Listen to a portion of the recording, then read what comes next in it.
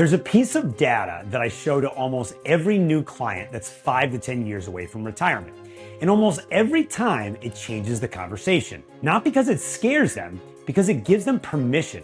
Permission to stop waiting. Permission to stop optimizing for a date that may be further out than it needs to be. Permission to actually design the next chapter of their life on their terms. If you're roughly 5 to 10 years away from retirement, earning well, saving seriously, and telling yourself, I'll think about this in a few more years, this video is for you. Because the data tells a different story, and once you see it, I think your timeline might shift. Here is what I see all the time with higher earning executives and business leaders. They have done an incredible job building wealth. They have saved aggressively and managed their investments and equity comp reasonably well. And they have a real asset base, taxable accounts, pre-tax retirement accounts, Roths, and maybe some deferred comp. And when we sit down together and actually run the numbers, we model their cash flow, their spending, their tax picture, and we look at what it could look like to actually step back from the full-time grind. The plan usually says they can do it. Not someday, but soon. But here's what also happens almost every time. They hesitate. They say, let me just do 2 more years, or let me get to the next vesting cliff, or let me just get a little more comfortable with the number. And I understand that instinct completely. But there is a cost to that delay that most people don't account for. And it is not a financial cost. It's a time cost.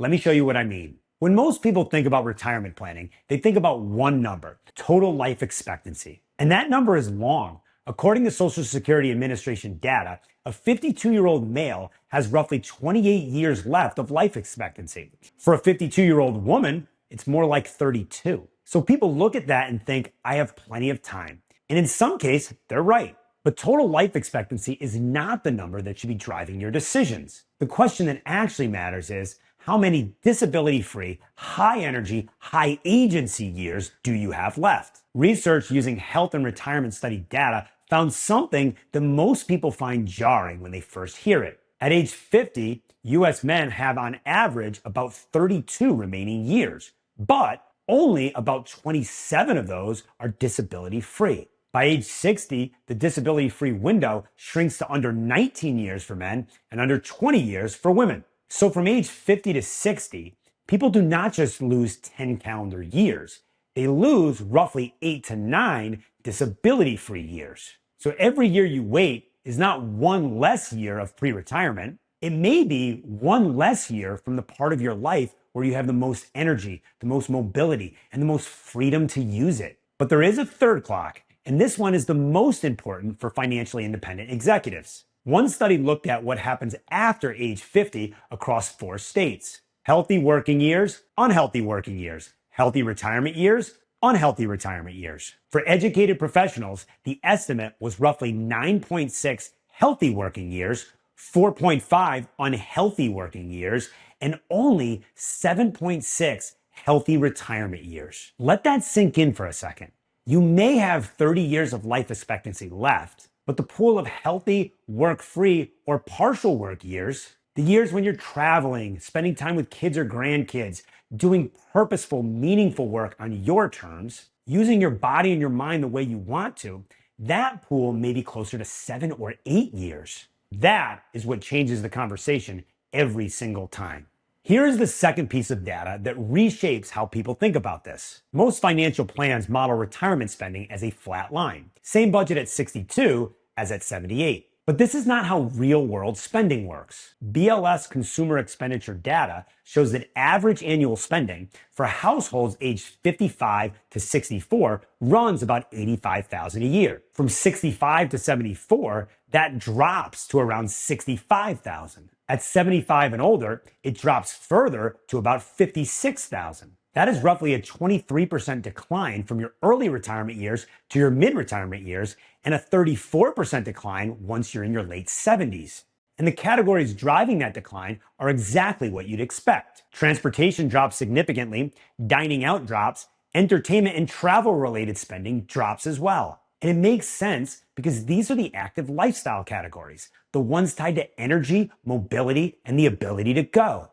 Healthcare, on the other hand, does not follow the same curve. Healthcare spending increases with age from roughly $6,700 a year in the 55 to 64 year window to over $8,000 a year in the 75 plus range. So the money you're afraid to spend at 58 is probably not the same money that you'll spend at 78. The years when you're most likely to spend on experiences, on your kids, on travel, on movement, those are the earlier years. And the planning question is not just whether you have enough money. It is whether you're going to have enough money available during the years when you can actually use it the way that you want to. Now, here's the third piece that most people miss entirely. A lot of high earning executives delay their work optional date because they are worried about taxes. And that fear is valid, but the answer is not always to keep working. Sometimes the answer is to stop working sooner and use the lower income years strategically. Here is why.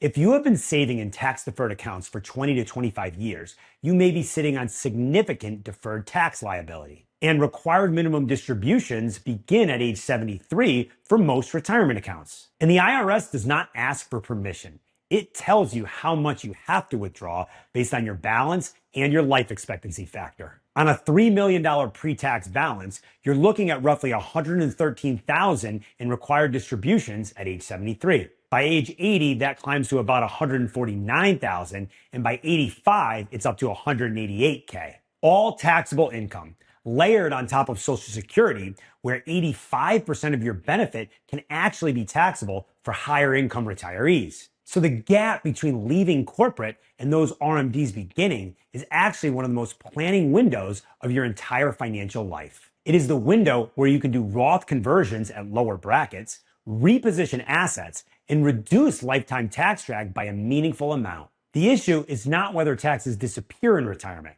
They do not. The issue is whether you control sequence and timing of income before the IRS controls it for you. By the way, if you're watching this and wondering what your tax situation might look like during this transition, this is exactly the type of thing that we map out in our Wealth Clarity chats. It is a focused conversation where we look at your specific situation, your income, your accounts, your tax situation, and help you to see what is actually possible. The link is in the description. No cost, no pressure.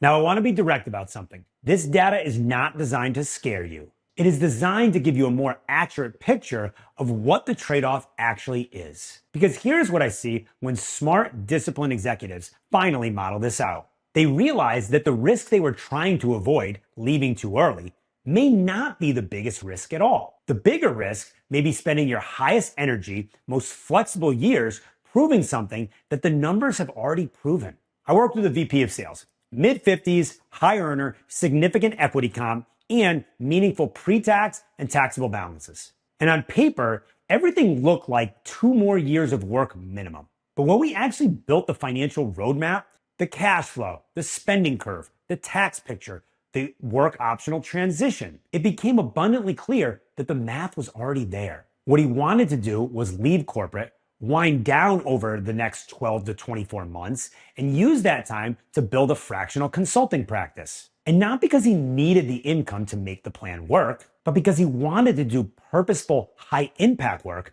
just on his own terms. And the planning work gave him the confidence to move the timeline.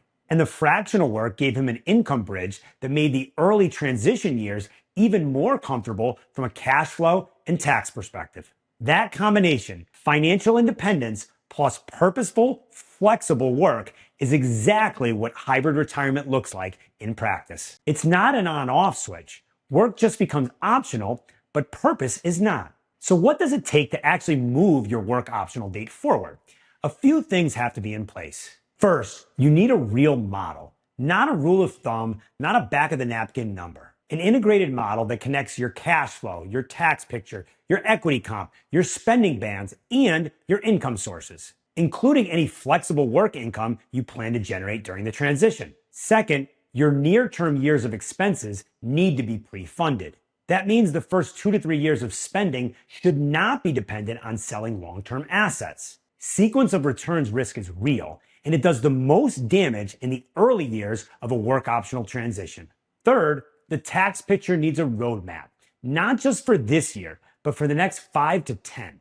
Where will income come from, in what order, and how will that interact with Roth conversions, Social Security, RMDs, and your equity comp tail. When those three things are in place, the plan not only tells you whether you can retire, it tells you when work becomes optional and what that actually means in terms of dollars, lifestyle, and flexibility. And that is a very different conversation than staring at an account balance and hoping the number is big enough. Here is the most important thing I want you to take away from this. Once the plan says you have enough, once the model accounts for your spending, your taxes, your risk, your transition income, the risk is no longer retiring too early. The risk is spending your healthiest, most flexible years proving something that these numbers have already proven. The goal is not to just have time.